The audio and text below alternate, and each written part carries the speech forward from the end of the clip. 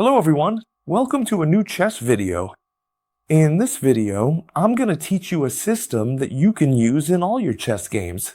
Yes, that's right, in all of them. It's super easy to play, and on top of that, it has some really spectacular attacks. We've seen some similar systems on the channel, but the system you're about to see is one we've never covered before. We can play it no matter what our opponents play. That's why it's such a good system.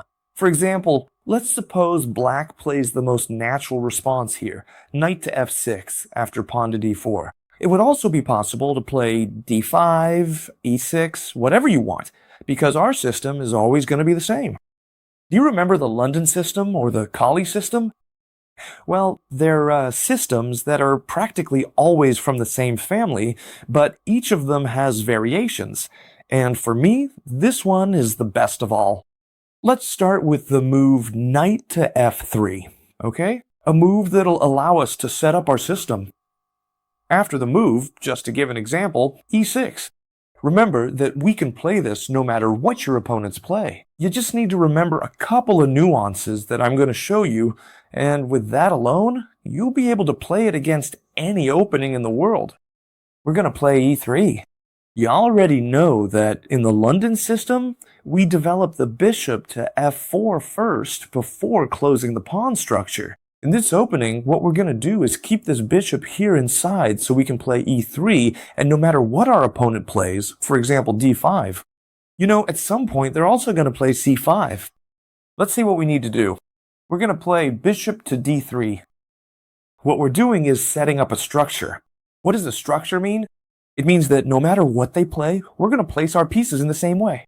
That's why it's so simple, and we only have one thing left to do, castle. Sorry, two things. Castle and develop this bishop via fianchetto. We just have to do that, and then the attacks will come naturally. Let me explain. Here, for example, if they already play c5, you need to remember one thing. Don't castle right away. Whenever they play c5 against you, you should play b3 in this system. Very important. Why b3? For two reasons. The first is to develop the bishop, but more importantly, to prevent them from advancing this pawn. This is extremely important. If now, for example, we played knight from b to d2, this knight is going to develop here. I'm telling you, that's where it's going to go. It wouldn't be possible right now because they would push this pawn and force our valuable bishop back, and we want it on this diagonal to target the opponent's castling. Therefore, one thing you always have to remember whenever they play c5 against you is this simple, okay? b3, that's it. Very good. Your opponent will keep developing their pieces, for example, knight to c6. What are we going to do? Bishop to b2. As you can see, the system is always going to be the same. The pieces will go in the same way. We're going to castle, and this knight is going to come to d2. And once we have this set up, our attacks will simply start coming, and they'll always come in the same way. For example, bishop to e7, castle. They might try to develop their other bishop over here. That's usually a very good idea. And we're going to develop our last remaining piece, the knight, to d2. Do you see this position we have here? In other words, you should commit to memory this specific arrangement of pieces, because in every single one of your games, you should implement and establish this system, of course, at any point when you decide you want to play it. And from here, since you'll always be playing the same thing, you'll have the attacks completely memorized, and you'll always be able to carry out the same attacks. For example, black castles. Here, we could play 1,000 different things. We always want to place a knight on e5, so this is going to be super powerful. What does this knight on e5 allow us to do? It allows us, as Nimzowitsch used to say, to place our knight on an advanced post. From this advanced post, it controls a ton of squares. In other words, if they don't get rid of this knight, it's going to be absolutely decisive. Whenever they try to get rid of this knight, you're going to be very happy. Why? Because after the knight takes knight, you can recapture with this pawn here, always supported by the bishop. The knight will have to move away, and we'll have this super strong pawn that won't allow the opponent to defend their castling. So at this point, we simply have all our pieces attacking. We'll be able to easily start attacking our opponent's castling. So we've come to a conclusion. Is it a good idea to trade off this knight that we've placed on the advanced square? Well, no, for black it's not a good idea. Great. So now we have a super strong knight here. Alright, if they capture it, great, but if they don't, Cheshire, how should we continue? Alright, for example, the bishop comes over here. A completely normal move, developing their last piece. And now, since they haven't captured this knight, what we're going to do is reinforce it with this pawn, so that now, if they were to capture, it would actually be even better for us, because we would recapture with this pawn here, and it would be exactly the same as before, but now we would also bring the rook into the attack. So remember this well, okay? This knight here is super safe. They can never get rid of it. If they do get rid of it, thank you very much. Alright, so if they don't get rid of it, they can keep playing whatever they want. There's something you need to keep in mind, and this is extremely important. Pay attention now if you're doing something else. Whenever they place a major piece, that is, a queen or a rook, on the c-file, the two clearest examples would be queen to c7, or, for example, rook to c8. Both would be very good moves. We absolutely must play a 3. You just have to remember this. When they put a piece on the c-file, you should play a 3. If you don't play it, and for example you play king to h1, okay, a move right now that doesn't really do much, but I'm showing it just to give you an example. Simply put, they could, for example, capture here, and then bring in the knight, which, together with the rook, would be deadly. The threatening this bishop, which we don't want to lose, because it's a deadly attacking weapon, right? And now, when we move it, they would simply capture this pawn here. So, it's just that simple. When they put a rook, let's set this back to how it was, a rook or a queen on the c-file, you just play a 3, and they'll never be able to jump in with the knight. So, everything is well defended. Alright, how could the game continue? Well here, notice that the black pieces can't really do much. If they capture this pawn, perfect, we recapture and the problem's solved. If they capture this knight, perfect. T8, that's also the end of the problem. So they can't make any progress. And what's more, we have a very strong attack. We have a knight, a bishop, the other knight can also come in. The queen can also come in the most common way, which is queen to f3 and queen to h3 to place both pieces here. Then you can, for example, drive out this knight and launch a spectacular attack on your opponent's castled king. But here, black does have a plan, which is what they usually do, but it's a mistaken plan, my friends. It's a mistaken plan. You'll be able to win very easily when they do this to you. The most common move in this system to defend with the black pieces is knight to d7, to come and attack this knight, and especially to be able to attack it with the pawn, or even a close with f5. Well, friends, when they play knight to d7, we speed up the attack even more. And I assure you, this is a move you'll see in many, many games. I promise you. If not, the attack will be the same, okay? Queen to f3, queen to h3. You can even push the pawns, bring the rook into the attack. You can do whatever you want. But for example, what happens if they play knight b to d7? Chess teacher, you haven't explained that to me. Well, it's super simple. Pay attention to one thing. This bishop is attacking. This bishop is also attacking the castle position, so now we have both bishops attacking. But okay, chess teacher, I can see this one clearly, but this one is blocked by the pawn and the knight. Well, look how simple it is. I trade off the knight for you, and now I trade off the pawn.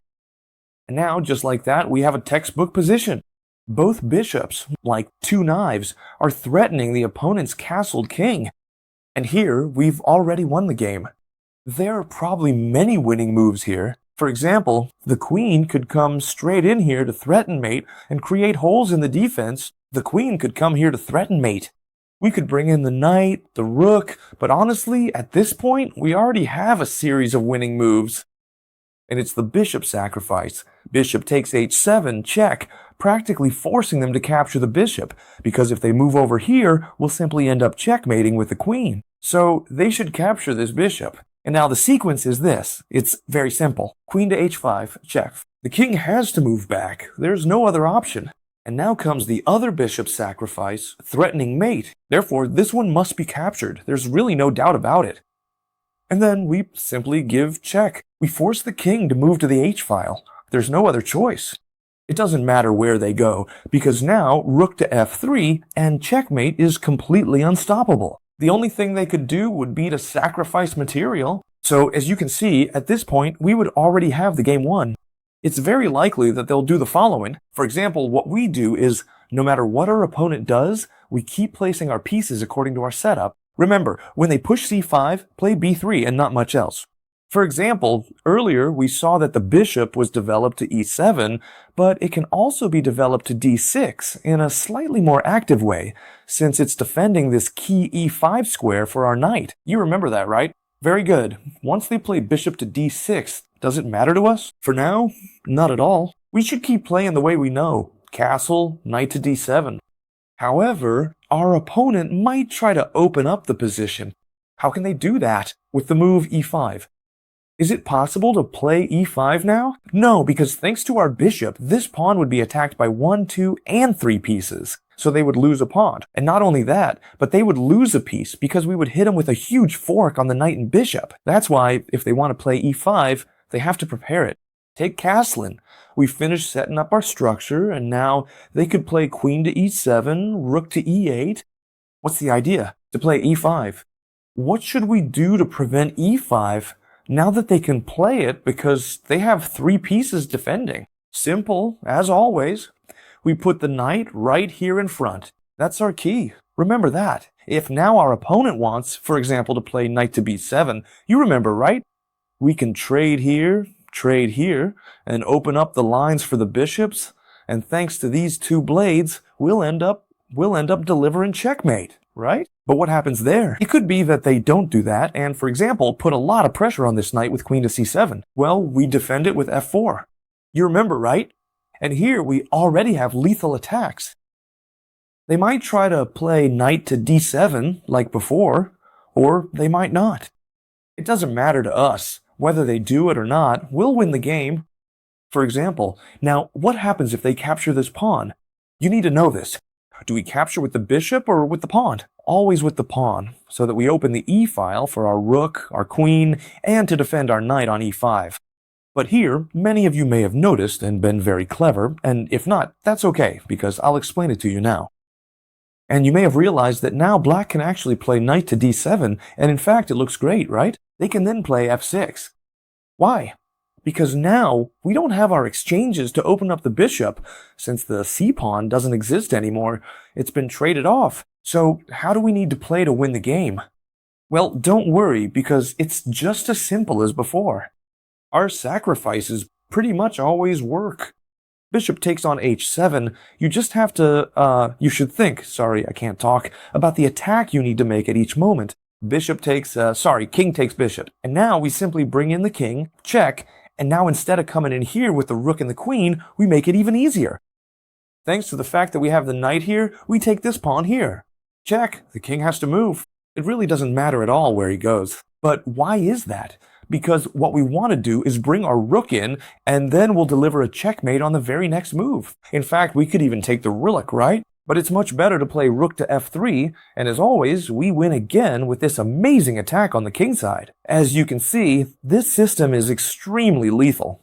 But there are some nuances you need to know, of course. Alright, when they capture this pawn here on d, do you remember I just told you that you should recapture with the e-pawn? This is extremely important. There are pros and cons to them capturing us here. The real con, and the most important one, is that they trap this really good bishop of ours, right?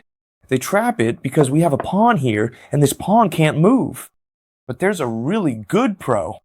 It opens up the e-file for our major pieces, right? For a queen and our rook. And let's see how we can really take advantage of this in a fantastic way.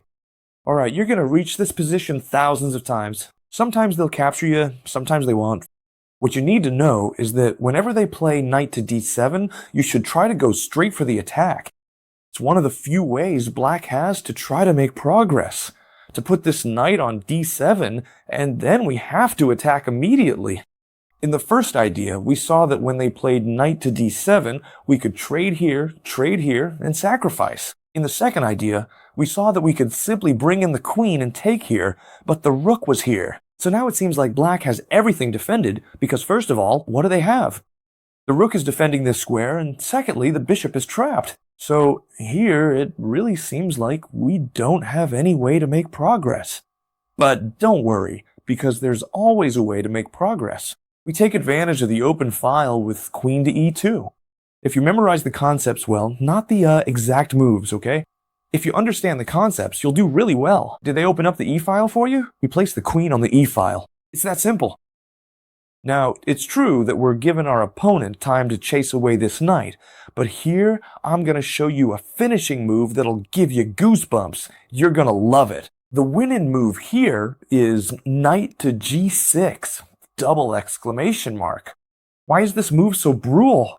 All right, we're forking the rook and the bishop. And not only that, we're threatening to capture this pawn here. Okay, here black pretty much has to accept this sacrifice, all right? We're down a piece, but we should be able to win the game. Capturing here wouldn't be accurate. What's accurate is to capture this e6 pawn with check, gaining a tempo.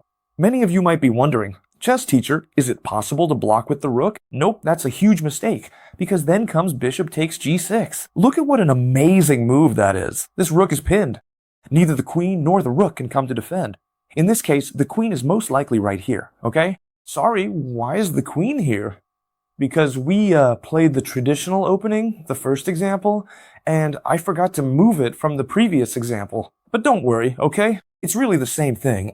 If the queen comes to defend the rook, we would simply capture the knight. If the queen were here, we'd just capture the rook. Simple. Chess teacher, no nonsense. They can't defend with the rook. They must move the king. Finish with queen to h3 check, bishop takes g3, and it's checkmate next move with no escape. You're going to love this. We already have our system set up, right? So what are we going to do? Well, we jump with our knight to e5 and advance post for our knight. Very important. Very good. Like the first example, we can defend this knight with the bishop, just like that. But there are other ways to put pressure on the knight and defend the knight. For example, queen to 7. In a sample game, they played queen to c7. And here, we can exploit the weaknesses. You might think, they're putting pressure on my knight. It's on an advanced post. I'll play f4 and I'll be great.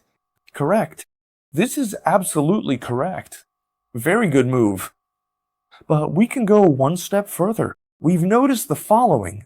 The queen has moved away from defending the knight, and I'm sure many of you are already coming up with ideas. We set in motion where the bishop from b2 is going, and how do we do it? By exchanging these two pieces in the center. And the plan is as simple as knight takes on c6. We exchange the knight, and now what? We exchange the pawn. Once we've exchanged, it's as simple as bishop takes on f6, and since the queen isn't there to recapture, they have to recapture with the pawn, and the king's position opens up. This was so simple because we spotted weaknesses. The good thing about this system is that we always do the same thing, right? Always the same, and we can spot a lot of weaknesses in the opponent's position. Whatever they do, they're gonna create weaknesses somewhere, so we spot them and attack. Now we can go straight for the attack, for example with the queen to g4, or even better, h5. We're threatening mate directly. They have to try to stop it, and the only way is to play f5. Very good. How can we continue? Well, there are probably a lot of ways to continue here. The first is knight to f3 to jump into the attack. The second is g4, just going all out, opening up the whole position and delivering mate.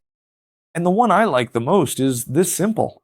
I give a couple of checks to bring the queen closer, and once the queen is in, I play f4 so that the opponent's pieces can't get back to defend. And then I'll bring in rook to f3 and rook to g3, delivering a real checkmate. The good thing about this is that the opponent's pieces are stuck on the queen's side. They can't do anything at all. And our queen and rook are simply gonna end up capturing the opponent's king. As you can see, now black hasn't played knight to d7, and it's turned out even worse. There's an extremely annoying move when we try to play this system I just explained to you. It's extremely annoying, and you need to know how to react, because against this move you can't use the same setup as always. Actually, you can, but there's a much easier way to punish it. A lot of people get scared, you know? When their knight gets pinned, what they do is play bishop to e2 to avoid problems. In fact, we have several videos explaining that this pen often doesn't bother us. In this case, with this system, I was gonna save this for another video, but to keep things complete for those playing this system, what happens if your knight gets pinned already? Simple, we chase it away. If they capture, bishop takes knight, great.